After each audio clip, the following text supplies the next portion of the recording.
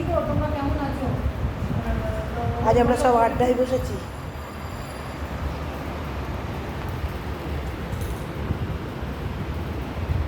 সবটা দেখো। প্রি পূজা আড্ডা, এরপরে হবে বিজয়া সম্মেলনী। কি আড্ডা বল?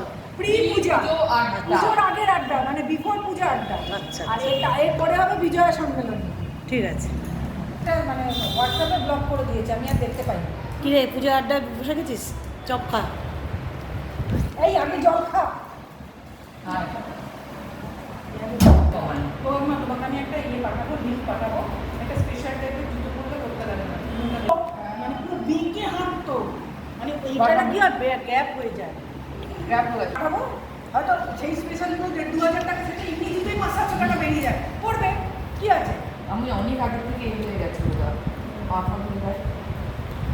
যোগ ব্যায়াম করি।